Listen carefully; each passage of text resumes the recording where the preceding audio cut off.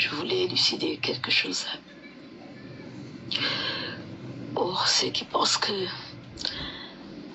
je ne vis pas le deuil de ma fille comme il le faut, sachez une seule chose. Je n'ai pas encore commencé le deuil de ma fille. Je n'ai pas encore commencé le deuil de ma fille. Le deuil de ma fille commencera quand elle aura la justice, quand on aura élucidé de tout. Et là commencera mon deuil et accompagné de ma guérison en même temps.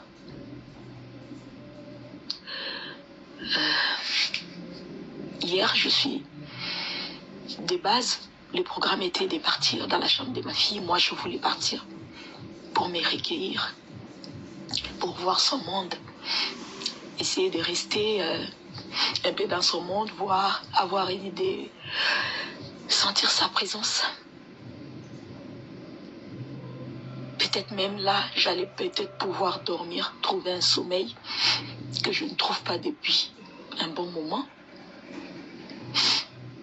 Mais malheureusement, la police m'apprend que sur l'ordre de la coloc, elle ne voulait pas les allées-venues et qu'il fallait que j'arrive et que je prenne des histoires de ma fille.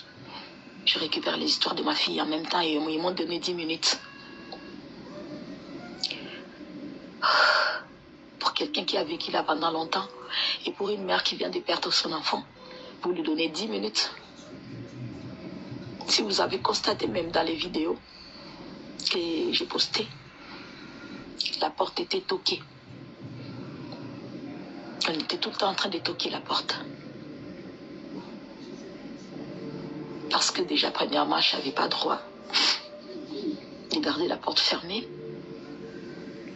Je n'avais pas droit de pleurer, voilà, de me recueillir, de rester. Parce que je n'avais pas assez de minutes. Donc pour eux, il fallait que j'arrête et réunir les histoires rapidement et part. Waouh! Waouh! Quelle douleur! Quelle douleur! C'est par là que, quand je compris cela, je demande au papa, je dis, prends le téléphone, filmez-moi.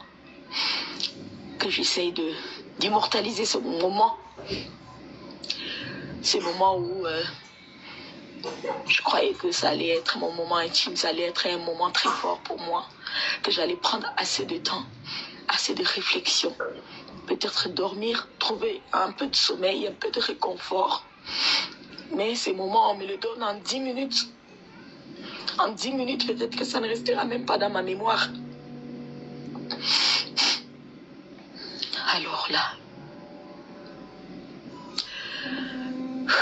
oh là là, de base, moi-même personnellement, j'avais demandé à la police, je dis, bon, comme j'irai chez ma fille, pour qu'on ne puisse pas dire que j'ai fait des désordres ou j'ai fait quelque chose qui n'est pas couvert sous la loi, je pourrais partir avec la police, comme ça, les temps que moi je vais rester, je vais me recueillir ou s'ils veulent. Ils m'ont dit non, c'est pas important. Les propriétaires seront là, ils vont vous attendre, ils vont vous accueillir. À ma grande surprise, quand ils sont partis, là, les colocs étaient là, ils ont parlé par l'interphone pour dire non, on attendait que la police arrive. Ça ne m'a pas dérangé parce que de base, je l'avais souhaité. Mais étonné que la police soit venue et puis c'était fermez vos téléphones. Quand on nous traitait comme des brigands. Vous n'avez que 10 minutes. La coloc ne veut pas, que vous traînez là. Prenez les histoires de votre fille et partez, madame. Prenez, entrez, montez et partez. Et si on doit vous aider à descendre vos histoires, si on doit vous aider à porter, à faire quoi, mais partez parce que là, elle vous donne 10 minutes. J'ai dit 10 minutes. 10 minutes. Pour quelqu'un qui en a vécu là pendant longtemps. 10 minutes. 10 minutes. Et qu'il ne fallait pas que je fasse les allées-venues. Il fallait que j'entre et que je prenne les histoires directement et que je puisse sortir. Waouh! Waouh! Je me suis pas une sauvage. Je suis une maman qui a perdu son enfant, qui est triste. J'aimerais rester, me recueillir, revenir peut-être 2 ou 3 fois. Qu'est-ce que ça allait faire? Puisque pour moi, l'enquête n'est pas encore bouclée. Donc, voilà. C'était normal que je puisse partir et repartir peut-être. Mais je n'avais pas eu ce droit. Je n'avais pas eu ce... Bonjour. Je voulais élucider quelque chose. Le locataire, sa maman n'était même pas informée qu'il est venu voter à tous les niveaux. Ce colocataire, sa maman n'était même pas informée qu'il est venu vivre dans la maison, où il était voisin, où il était dans la maison, où il était copain de sa fille. Sa maman n'est pas informée. Pourquoi nos enfants sont si méchants pour nous cacher des choses de leur vie? Et c'est quand maintenant il y a un malheur que nous maintenant on pleure. Nos enfants sont souvent méchants. Nos enfants qu'on met au monde, ils sont souvent nos propres choses, ils sont méchants. Nous on souffre, on pleure, on se plaint de tout pour eux. Mais en retour là, eux ils pensent qu'ils connaissent mieux la vie que nous, qui souffrons pour eux. J'ai dit à mes enfants le jour où je vous dis, vous n'obéissez pas, vous n'appliquez pas, vous n'entrez pas dans le cadre de ma vision, c'est que vous vous prenez en charge de l'alpha à l'oméga à 100%. Je me désengage de toute responsabilité. Vous assumez les conséquences de votre choix jusqu'au bout. Parce que moi, il m'a reçu il y a 45 ans. J'ai envie d'avoir encore 4 ou 5 enfants dans moi, ma vie. Parce que ma vie ne sera pas limitée à toujours rester là. Et je suis là, je bloque. Je me consacre actuellement à l'avenir de mes enfants. Je mets chacun à l'aise. J'ai financé le projet de ma fille Kimi. J'ai mis ma fille métier à l'école, malgré tout ce que les gens pouvaient faire. Ma fille Paris aujourd'hui, ça fait 3 ans, elle est en première. L'année prochaine, elle passe sur le bac. H qui était très difficile à l'école, aujourd'hui dans le 4e, je positionne mes enfants. Vous arrivez à un moment donné de votre vie. Vous me dites, papa, moi j'ai pu aller à l'école, moi j'ai fait ceci. Je te pose la question. Est-ce que tu as bien réfléchi? Quand tu me dis oui, je te bénis, bonne chance. Parce que la décision que tu as prise, ce n'est pas pour moi, hein. C'est pour tes enfants que tu auras. Ce jour-là, moi je suis désengagé. Ton loyau, ta nourriture, ta santé, c'est à ta charge. Tu t'es cassé la tête. Toi seul, décision que tu as prise, tu as te relevé. C'est ton expérience. Hein? Il n'y a plus papa, il n'y a plus moi. C'est là même les lions. Quand un lionceau devient lion, sa maman le mord pour le chasser de la maison. Moi, j'ai quitté chez mon père quand j'avais 20 ans. J'ai connu ma souffrance. Donc souvent, les personnes extérieures à vos familles, qui sont dans vos inbox, vous les enfants qui êtes au Canada, en Belgique, vos amis maudites, quand vous venez trouver en Europe, et c'est elles qui vous donnent conseil. Sur le conseil de vos parents, vous allez vous asseoir pour réfléchir, bande de bâtards que vous êtes. On va revenir maintenant sur le dossier Alexandra. D'abord, les Africains sont maudits. Les Africains, c'est un peuple maudit. L'Afrique est un continent maudit. C'est-à-dire on est maudit et puis on est dedans. Si c'était une blanche qui avait disparu et qu'on avait lancé un appel, et mon cœur me fait mal. Mon cœur me fait mal. Mon cœur me fait mal. On avait lancé un appel pour dire, bon, la fille a disparu dans cette forêt. On a besoin... Oh non, arrêtez. On a besoin de nous tous, soyons mobilisés pour aller faire ce qu'on appelle la battue, chercher la fille dans la forêt. On allait trouver minimum 2000 blancs dans le froid qui allaient prendre le bois. Alexandra, Alexandra. On lance un appel. On va à l'université Trois-Rivières, il y a des bâtards de Congolais, des bâtards d'Ivoiriens, des bâtards de Guinée, des bâtards de Togolais, des bâtards de Béninois, des bâtards de Camerounais. Ils ont des écouteurs dans les oreilles. Une de leurs sœurs africaines a disparu. Les bandes de chiens tombent des enfoirés, des enfants maudits de leur mère. Que Dieu vous maudisse et que vous échouez dans votre vie.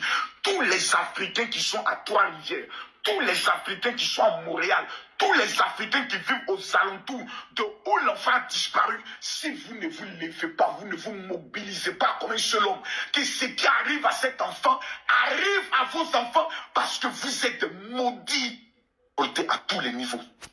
Ce colocataire. La disparition d'Alexandra Diengo Lumbayi a enflammé les réseaux sociaux depuis la médiatisation de sa disparition le 4 octobre. Imaginez, la police de Trois-Rivières a gagné 1000 abonnés sur sa page Facebook. Depuis ce temps-là, on voit apparaître des théories parfois loufoques, parfois réalistes, particulièrement sur TikTok, sur les circonstances de sa disparition. Et là, on va essayer d'y voir clair. Mais rappelons les faits. Le mercredi 2 octobre, c'est la dernière fois qu'elle est vue. Elle se présente à l'île Saint-Quentin, à l'entrée, seule, vers 16h11 selon les caméras de l'île Saint-Quentin, où elle se dirige vers un boisé. Et après, plus rien. Sa disparition a été déclarée vendredi. Et là, des gens disaient que son coloc qui l'a déposé à l'île Saint-Quentin pourrait être un suspect dans cette affaire-là. Or, cette théorie-là a été rejetée par la police de Trois-Rivières. On a vérifié et le coloc n'aurait rien à voir avec sa disparition. Il y a cette photo d'un corps flottant sur l'eau qui semble être enveloppé, qui a circulé. Des gens disaient que c'était Alexandra. Alors, la police confirme que le corps qui a été repêché n'était pas enveloppé. Il y a aussi l'information qui disait qu'elle était ligotée. Cette information serait aussi fausse. On peut voir aussi des vidéos d'un médium, notamment de la France, qui parle d'un meurtrier qui aurait fait plusieurs victimes, un père de famille, ou une autre publication qui est capable de dire le nombre de jours qu'Alexandra aurait reposé dans l'eau. Mais c'est faux. On ne sait toujours pas combien de temps le corps a reposé dans l'eau. Cette information sera connue seulement lorsque le coroner va publier son rapport. Des gens se sont demandé aussi pourquoi la police n'a pas vu le corps avant, alors qu'il y a eu des recherches par hélicoptère ou par bateau. Ce qu'on nous dit, c'est que c'est normal qu'un corps soit dans l'eau une journée et remonte à la surface une autre journée. Alors, il n'est pas anormal que les autorités n'aient pas trouvé le corps avant. Ce qu'il faut retenir, c'est que les autorités policières n'écartent aucune hypothèse en ce moment. La thèse criminelle, l'accident ou bien le geste volontaire. Alexia de maman, voilà comment mon enfant aimait son Dieu. Voilà comment mon enfant aimait son Dieu sur les murs de sa chambre. Voilà. Voilà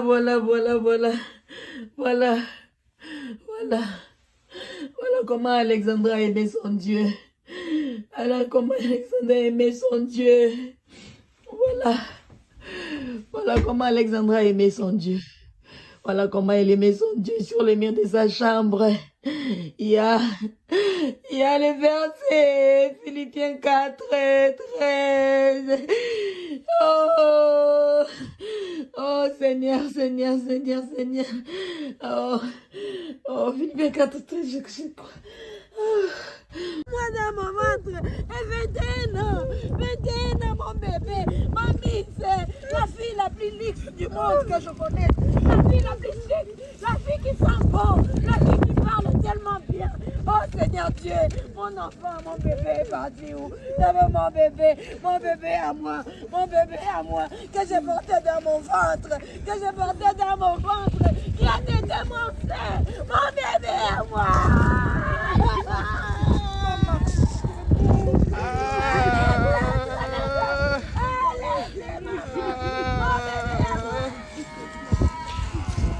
Elle avait donné, elle a toujours gardé, elle a gardé ça avec elle, elle a tout gardé, elle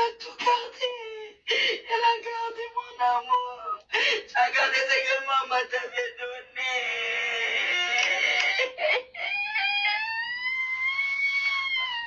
Alexandra Nangaï, mon Nanga maman.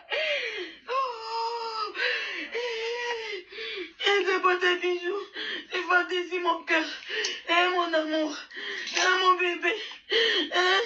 Tout ce que tu voulais c'était vivre, la fille la plus propre, la fille la plus chic, regardez, elle avait les cœurs, elle a déposé, elle a fait ses histoires en cœur. Elle avait ses histoires en cœur. Regardez la fille la plus luxe. Elle aimait sentir bon, ma fille. Elle aimait sentir bon. Regardez, ça c'est moi qui l'ai donné, elle est venue avec. Et donc, voilà. Je connais la douleur, je connais cette douleur. Je sais que quand tu perds quelqu'un qui était si précieux dans ta vie, comment est-ce que tu peux sentir? Je sais tout ça. Je comprends la maman d'Alexandra. Je peux sentir sa douleur. Je peux me compatir avec elle. Même où nous sommes loin, nous devons qu'à prier pour elle. Regardez toutes les choses de ma fille. Regardez comment est-ce qu'elle dit des choses. Regardez comment est-ce qu'elle se faisait toujours des achats. Des trucs qu'elle ne touchait même pas encore. Elle avait des trucs encore tout nouveaux qu'elle n'a pas utilisés. Regardez une très belle montre. Regardez tout ça. Regardez tout ce qu'il y avait mon bébé. Regardez vous-même. Regardez même la pochette des nouvelles téléphones. Regardez ces nouveaux bracelets qu'elle avait achetés. Elle n'a pas encore porté, c'est même encore dans l'emballage. Regardez les bijoux. Regardez les bijoux qu'elle a achetés. Elle n'a même pas encore utilisé. La pochette du téléphone tout neuf, bien emballé. Regardez le coffre de ma fille. On va visiter. Et là, voilà ses lunettes. Voilà ses lunettes. Ses autres lunettes. Elle aimait bien ça. C'était le monde de ma fille. Regardez comment ma fille était une fille de luxe. Regardez ça. Regardez les sons de fossiles. Ouais, elle aimait bien ça jusqu'à la maison. Elle en a laissé l'autre. Regardez. Les lunettes qu'elle a achetées, ça elle n'a même pas encore porté dans le truc. Regardez comment elle était.